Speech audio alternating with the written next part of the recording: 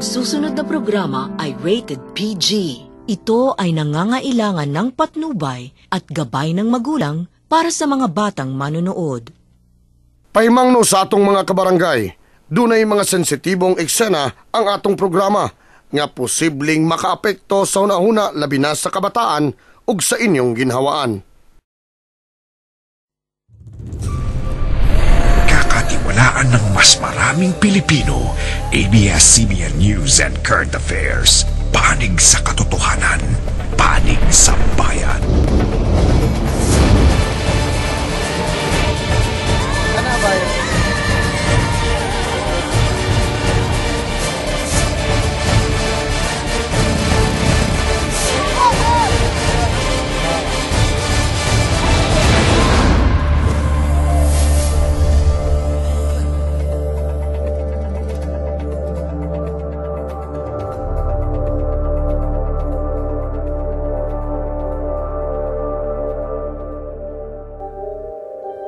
Nagkaduol na sab ang kalagkalag ug matag tuig, ginasugat kitag mga reklamo gikan sa mga sementeryo. Anaa din na ang kaguliyang sa mga pampublikong lubnganan, ang pagkawala sa mga minatay ug ang misteryosong pagkahanaw sa mga tuway-tuway. Karong buntaga, uban ni ang barangay patrol ug dungan kitang diskubrihon ang misteryong nagpabiling tanghag.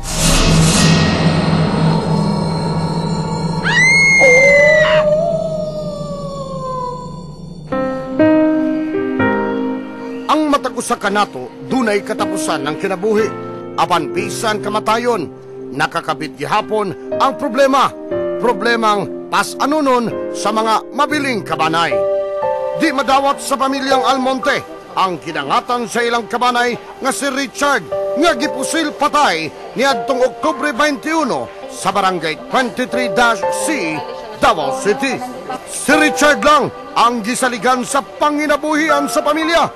Sa iyang pagpanaw, nalibog ang asawang si Ligaya kung asa mukuha og kwartang pagpalubong sa iyang bana. Umkoy lang pangita, siya naman ang gisaligan gud pagkakanan niya taga-Tabuang.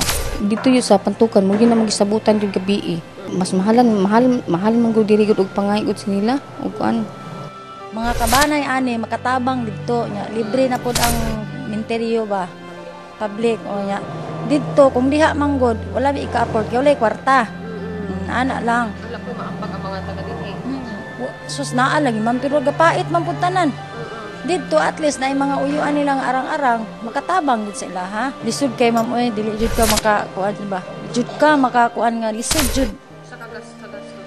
Ay grabe ma'am oy gastos lang. Grabe. Buang na kag pinangitag kwarta unsaon na timan lang nimong kuan tatay. Si Joy Ravelo, giduaw ang daang pansyon sa iyang mga ginikanan og duha ka mga igsuon sa Lubugan Public Cemetery sa Turil. Kada tuig kining gaantos sa kaguot sa sementeryo sa Lubugan. Apan, wala kinilaing kabutangan sa iyang mga kabanay kundili sa pampublikong sementeryo tungod sa kapitos. Ang Lubugan Public Cemetery overcrowded na.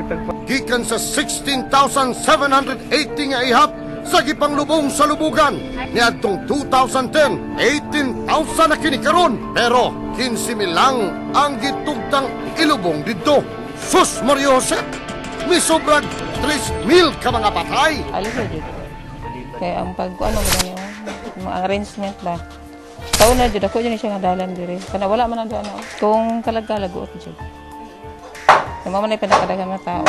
Pusat dili na ikatingala kung anong ingon ni inikadaghan ang mga minatay nga ginalubong sa mga public cemeteries sa Davao City. Nahinumduman pa ba ninyo ang Panakan Public Cemetery? Nga ni adtong gibisita sa nilabayng tuig, magkalag-kalag na lang usab, pero wala gyapoy kabaguhan nga atong namatikdan. Pag-abot na mo, we saw the need na i-rehab ang wireless to create more spaces para kalubnganan.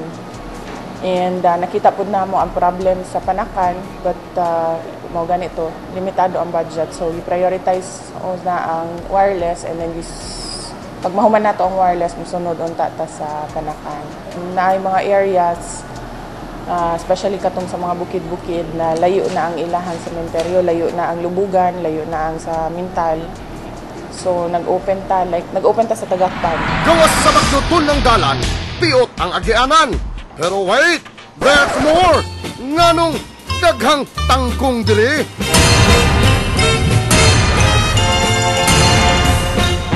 No wonder, kay daw swimming pool naman ang ubang bahin sa sementeryo. Kay kung mag-ulan, magpundo ang tubig ug ginabaha. Kini pa, sus kadiri, doon na pagyoy magtubod nga tubig gikan sa mga pansyon. Ew, kinsa gyud kay kanahang mutamak din ha. San nila ba yung tuig?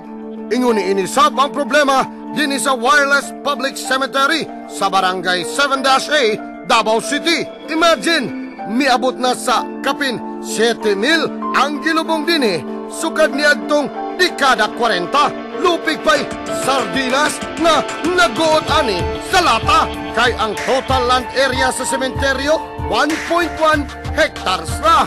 Naabta na mo si Natividad Carpintero din sa sementeryo.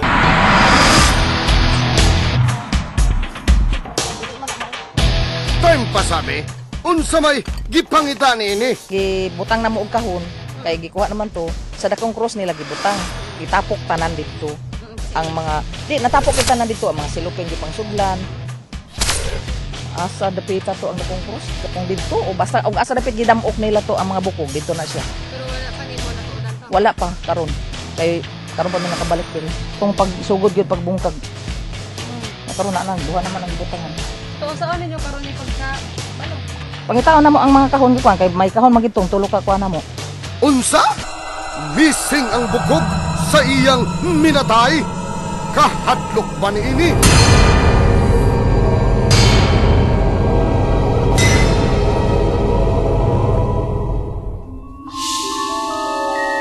Nahimong misteryo ang nahitabo sa usa ka bata sa Indangan, Buhangin. Humang giatake ug nasamdan pa sa usa ka wakwak. Mao kini ang rason nganong ang mga silingan mahadlok ng mugawas panahon sa kagabion.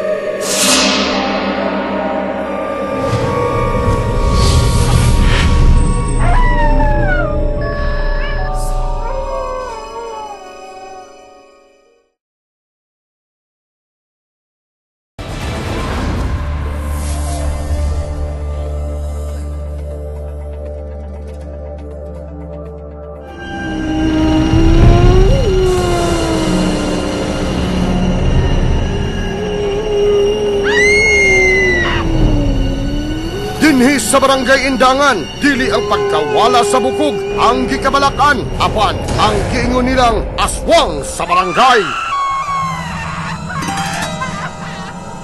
Dinhi sa abandonadong balay sa Indangan, Buhangin, gituohang giatake ang usa ka 10 anyos nga bata sa usa ka aswang niadtong Oktubre 10 ning tuiga. Kay nga naman tong babae nga kuan kanang niya ay manglaag ta niya. Ang asa po dapit diri lang ta sa duol niya. Ana tong babae nga ay diri na lang tao kan may balay. Mao to rin simig kuan singgit-singgit og laysa de. Wa man sila dito de. Linglipot na lang mi. Naulay himang ko dayon. Dito nagibira man ko atong kuan aswang.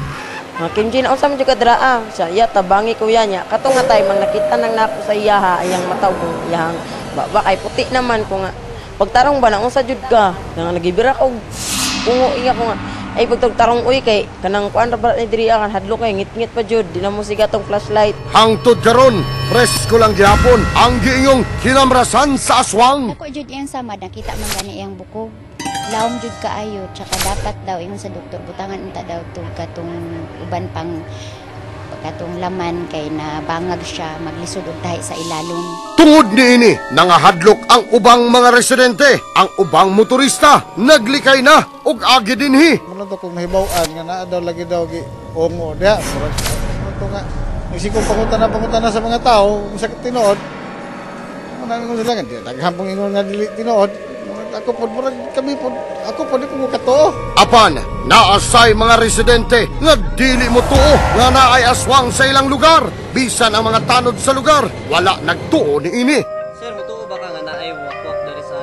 wala gyud tawo nahitabo nga naiwakwak diri ating among barangay Indangan. Na di kung tuwa na tiguang lang ko diri. Wa jud kita gwakwak.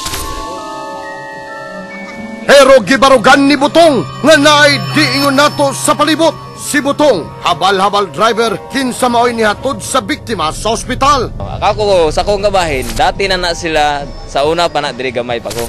Mutuo jud ko ana kay ngano. Nakabasa man ko ana sa libreta gud. Kana sila mga sinalikoy na sila nga kalag ba. Dili na sama na to nga kalag.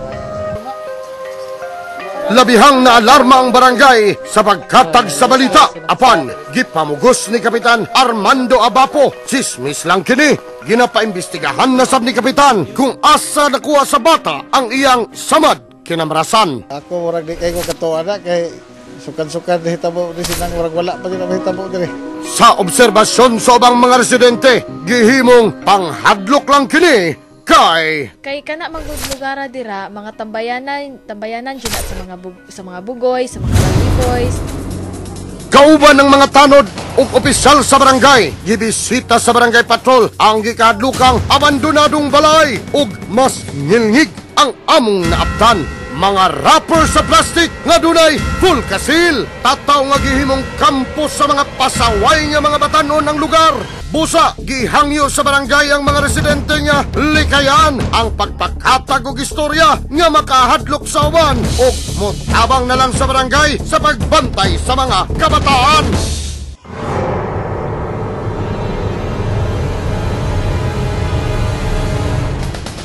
Dungan niini, misaad si Kapitan Abapo nga pahugtan pa ang pagronda sa lugar aron mas mapaligon pa ang seguridad sa lugar ug mabantayan ang kalihukan sa ubang mga batanon. Karon nga naaman ako mga tanod. O na nga, rubing-rubingan po na mo diri. Karon nga kibalo na po.